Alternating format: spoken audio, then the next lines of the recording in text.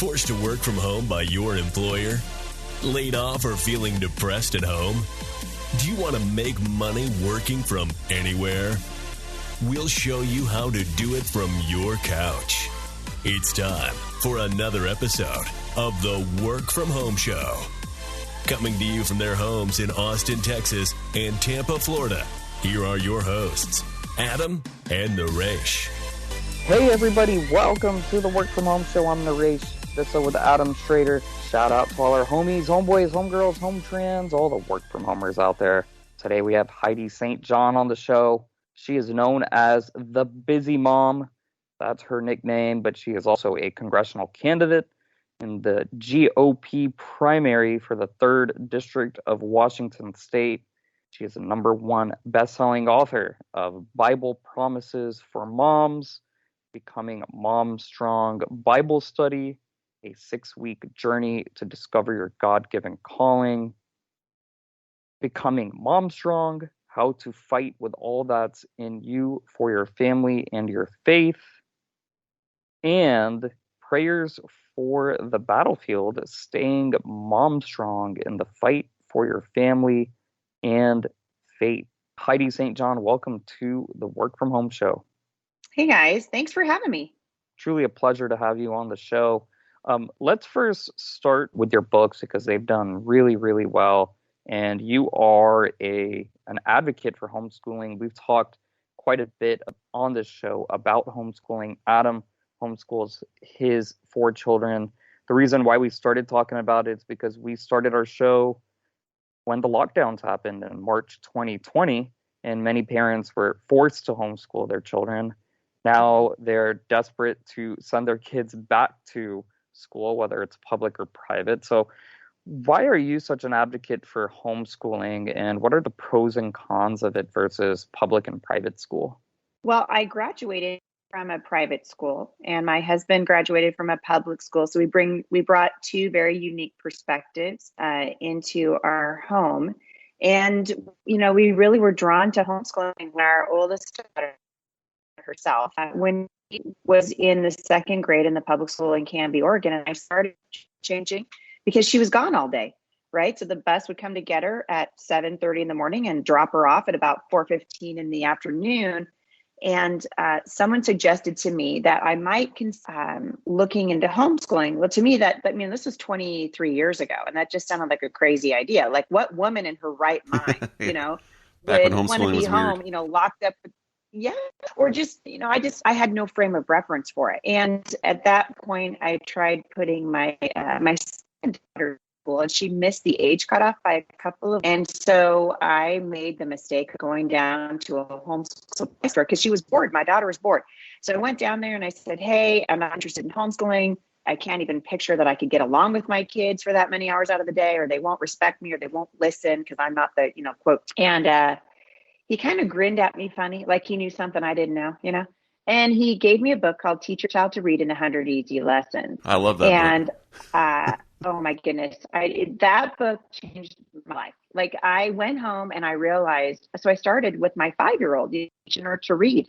And I realized I did not understand that I could actually be my child's teacher. And I started to teach Sierra to read. I realized I was accomplishing with Sierra in about an hour and a half every day what it was taking the public school system 8 hours every day to do. And I started wondering if there's a better way. And at the end of that school year, because I loved Savannah's teachers, I loved her public school. I have a huge, massive gripe with the public schools now for a whole bunch of different reasons. But I loved her teacher. And I went to her teacher at the end of that school year with my wagon full of curriculum because I was trying to, I'm serious, And she said, Heidi, this will be the best thing you ever do with your kids. And if I could start over again, I would homeschool my own children. And so that was the beginning of our journey. Jay and I have 7 children and 3 grandkids, and they have all been homeschooled, and they're just doing fine as adults. Some of them decided to go to college. Some of them got married and have families of their own, but they're doing just fine. And I think the lie that I had believed for so long was that only a quote, professional can educate your child. And it's just simply not true. So it's challenging, right? But you guys tell me, is there anything that's worth doing in this life? It's easy.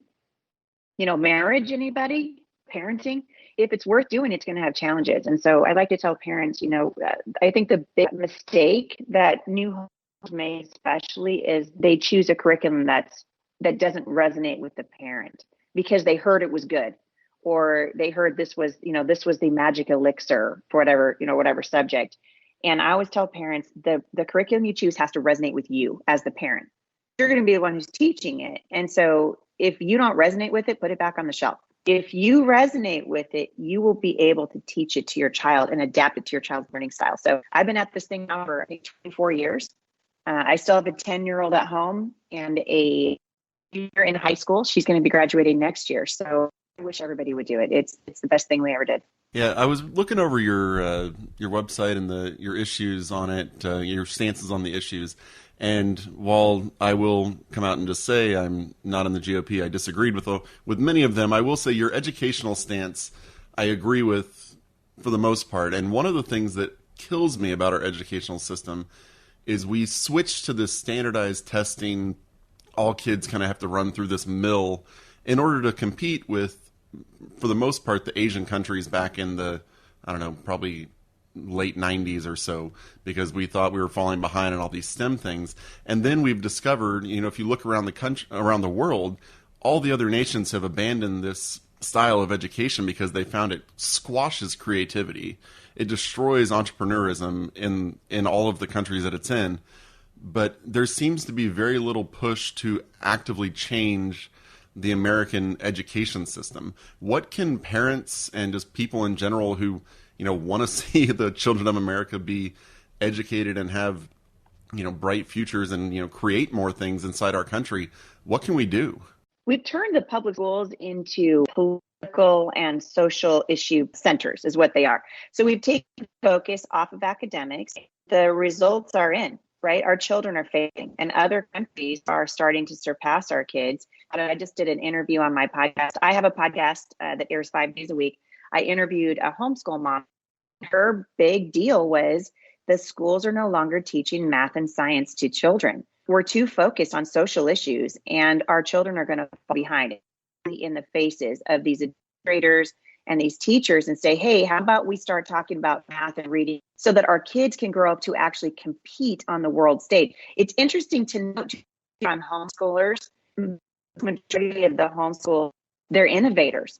And I think that they're innovators by and large because they weren't put into a box. So we have got ways that we can actually offer education, academic focused opportunities to children rather than political and social ones. And I honestly think that's where the schools have gone wrong. And that's certainly the case. I live out here in the Pacific Northwest, and our schools, which used to be at the top of the nation, every year they're slipping.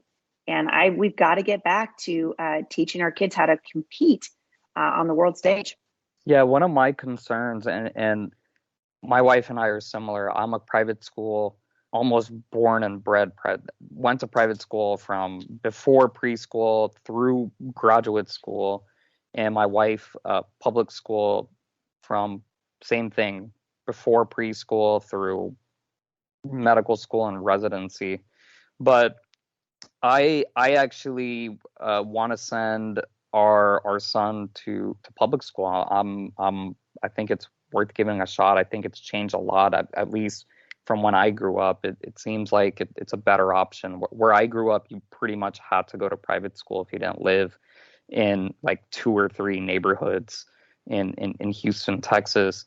But you bring up a point that somewhat frightens me, and that is many of the public schools, not a ton of them, but it's an idea that's catching on to the public schools in California, where you are, in Washington. And this is the idea that doing well in school is bad, that math is bad, and we should get rid of advanced math classes. We should get rid of just advanced honors classes in general because they're discriminatory, and it's not a good thing to pursue something like math. I mean, there are actually schools that have gotten rid of their advanced math classes because they say that it's discriminatory against certain ethnicities and that it's racist. The changing of history, the cancellation of many parts of history, Grammar. I mean, grammar classes are now not taught in many public schools because, once again, grammar is seen as racist or bad. Rutgers University got rid of their grammar courses, and several other colleges have gotten rid of them due to outrage that speaking properly, speaking fluently and effectively is discriminatory or racist or advocates for white supremacy. I'm not white, and I don't know where that came from, but just seeing this and seeing the implementation of it, it hasn't hit the schools here in Florida. And if it did, then I would just send my kid or kids to private school. It's actually quite scary what the future of society could become. What are your thoughts on what's going on right now? And really, why forget private school even? Homeschooling is a way to go if this is what happens. Well, I think it goes to the point I was making earlier that the schools are no longer focused on academics. So what you just brought up is a really good point. So I've been at the front of this for many years. My kids are all homeschooled, but I have been on the floor of the White House here in Washington State trying to fight the ideologies. What happened is our school turned into places for activism and not academics. We need to focus on academics. You're scared about what's happening, Adam. One of the reasons that it's not happening in Florida is because the legislature right now has said it's not allowed. So critical theory, if you guys go ever study critical race theory, the history of it, it came about in 1989. Now we're talking about equity, right? This supposed to be same. Like this goes back to everybody gets a trophy. We get a trophy for participation. Well, the fact of the matter is, and if you live long enough, you know that when you race, there's a winner, loser. You might come in second, and that's great. Keep playing. I got a lovely parting gift for you. This guy was 3 seconds faster. Well, we're eliminating that because we don't want to offend. And as these social issues become more and more prevalent and as pushed to the forefront, you will watch. You were talking about you were getting the math. This man is spreading like a cancer across the country. They're making the argument that certain ethnicities that tend to do better in math, and so therefore math is racist. Or the whole thing, I mean, it's very, very dangerous ideology, and see the full effect of it for probably another 10 years when the students who were in the schools when this started graduate and they are not able to compete. Like I was saying earlier, they're not able to compete with other nations. And we're putting ourselves into a devastating situation. So yesterday I live near Vancouver, Washington, and I spent the day yesterday a series of videos about what's happening in our schools. And one of my big pushes was, how can we take politics out of our schools and we start giving our students the tools that they need? I completely agree with you. And it sounds like we might be ideologically on different pages, but I definitely completely agree with you that these upper level math, these STEM classes, you guys remember the gifted and talented programs that used to be in the schools? You can hardly find them in a school anymore. And so that means that if you have a child who is gifted and talented, or a child that maybe you've got them enrolled in third grade, but if you gave them the opportunity, they could do fifth grade science or fifth grade math. And can we just tell the truth? All of our kids are different. So I have 7 children, and guess what? They're all different. My 7th child, which I was like, oh my word, where did you even come from, is good at math. None of my other kids, I mean, I've had to really work with them. They don't like it. They tend to be very, very good at language and very good at writing, which is, it made sense to me because I'm putting words on a piece of paper is like crafting a sculpture, right? So I love to see the language work together. Well, my youngest daughter loves math and she's great at it. And she just got tested. She just finished 5th grade. And in the state of Washington, homeschoolers are required to test every year. She took that test and she scored 8th grade first month. Well, you know what she's going to be doing next year? She's going to be doing some 8th grade math because I know she can do it. We should be paying attention to the and abilities of our children. And I think it's okay to say that they're different. There's nothing wrong with that. Why can't we embrace the differences? Not everybody's going to be an attorney or a doctor. We need engineers. We need mechanics, for goodness sake. We've got to start putting emphasis on where our children are folded. This has been a huge issue of mine for many, many years. I always tell parents who are thinking about homeschooling that they're embarking on an journey because they're going to get to figure out what the natural bent was of that child. In other words, my strong belief after having raised 7 children is that each one of these kids comes with like a crease on a, in a file folder. And the job of the parent is to figure out where is that and fold them along that crease. So where is your natural gifting and ability? And how can I encourage you in the gift and ability that you were born with? And that doesn't mean we don't expose them to all kinds of things. Certainly we do.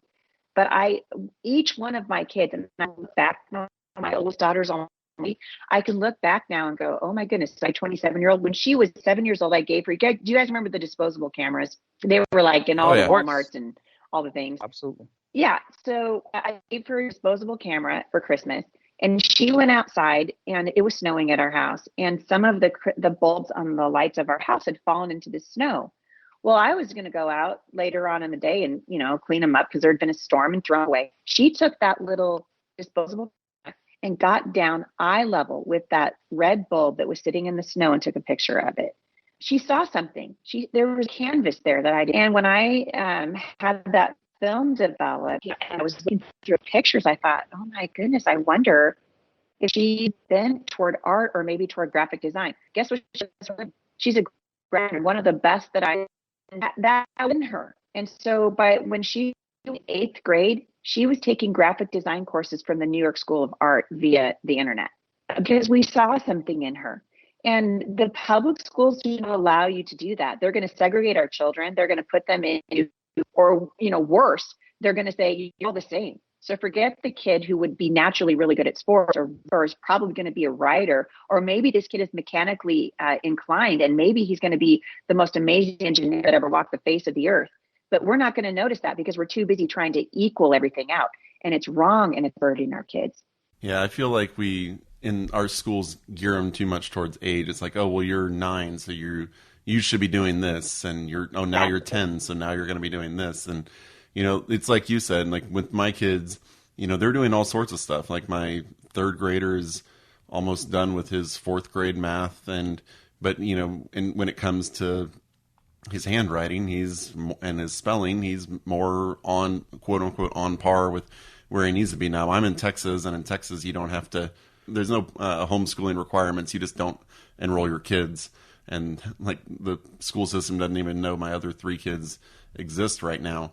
But when you wrote your books, I love that. I think fantastic. yeah, you wrote your books, and I'm curious, to you, what does MomStrong mean? To me, it's a woman who understands her worth, a mother who understands her worth, and she understands the preciousness and the power and the opportunity that motherhood is providing her.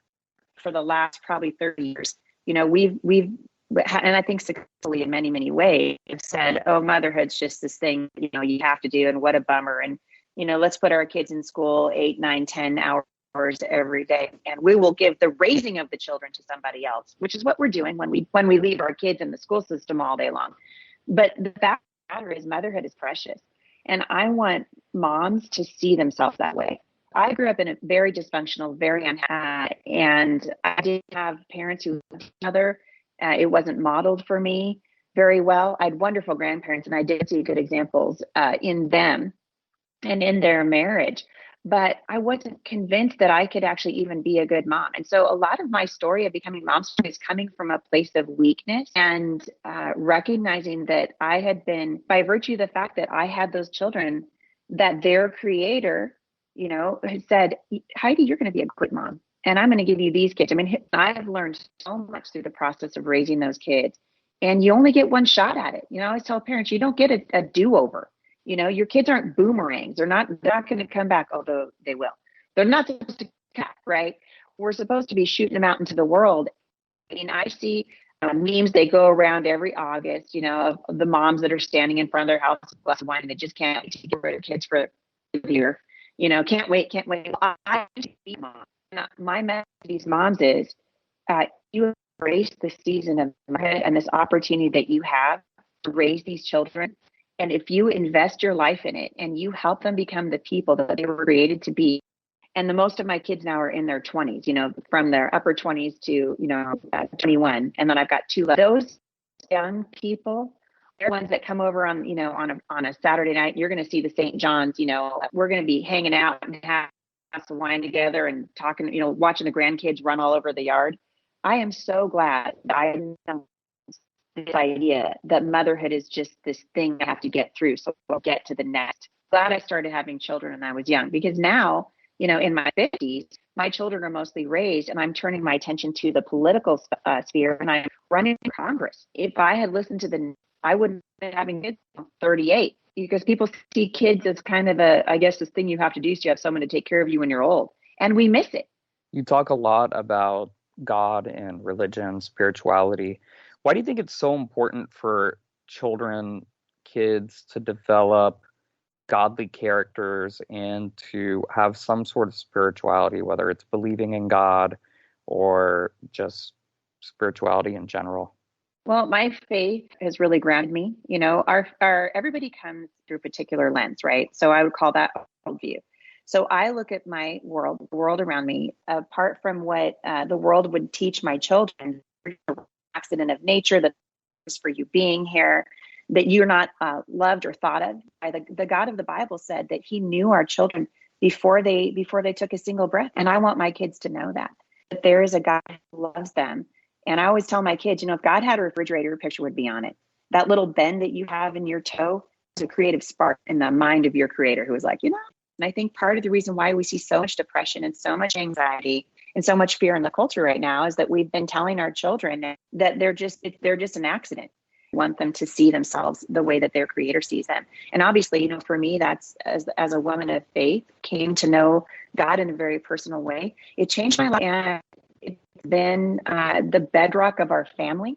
And I think one of the reasons why our family has done so well is that we are so grounded. And not that it's perfect. I certainly don't want to give, hello. I don't want to give the impression that the birds sing every morning at my house and the laundry folds. So kids wake up every day and say, gosh, Mom, I'm so happy to see you.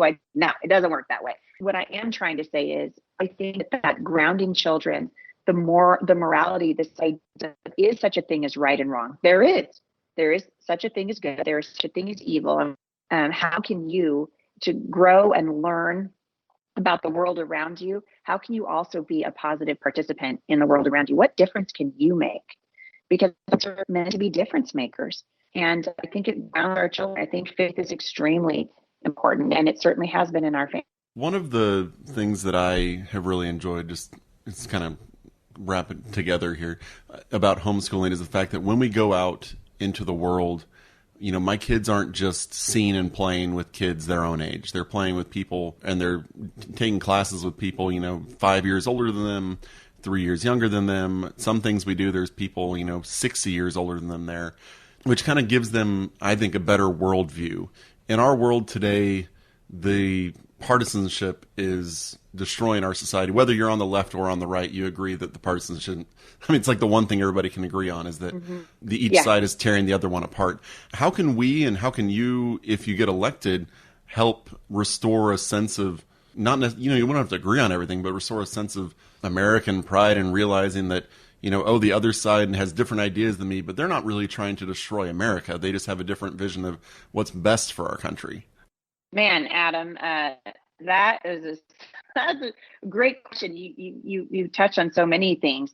I'll hit on the age thing first. One of the reasons why my head really was sold on homeschooling early on is exactly what you said. We didn't segregate our kids by age, and one of the things that happened was we put our kids in a track and field homeschooled kids. And what we noticed immediately was the 10th, we're looking at the 6th graders and the 8th graders and the 4th graders who were trying to figure out how to do a relay race. And they were stopping what they were doing and they would say, hey, if you hold the baton this way, and instead of seeing these kids competing and seeing each other as, oh, look at those dumb little 3rd graders, they were helping and embracing. It's one of the things I love about the non-age segregation that the homeschool community is known for.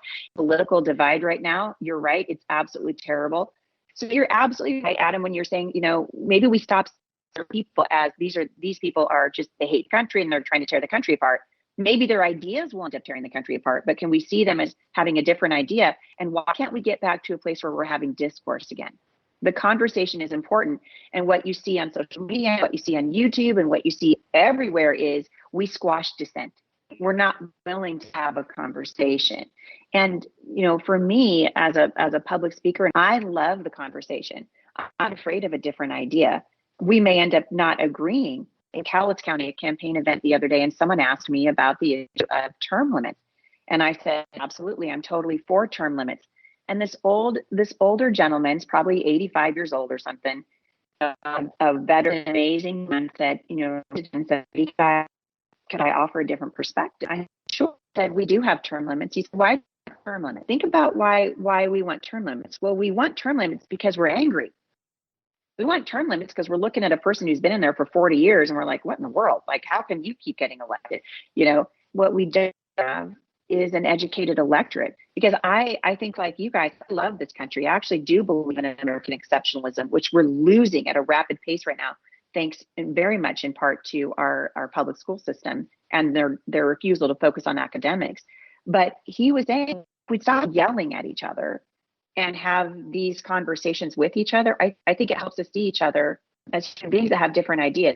That's Heidi St John. She is known as the Busy Mom, congressional candidate in the GOP primary for the 3rd District of Washington State, #1 best-selling author of the MomStrong series. You can get all those books on Amazon. The website is HeidiSt.John.com, HeidiSt.John.com.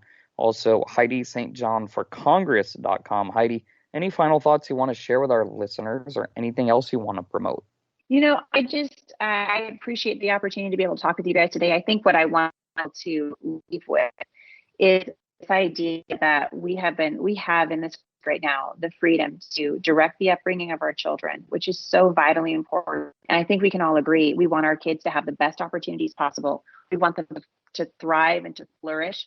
It's part of the reason why I'm running, and I happen to be very, very, I love this country, and I love to see us get back to it. And I think our best days are ahead of us. I hope springs eternal in Heidi St. John, for this country.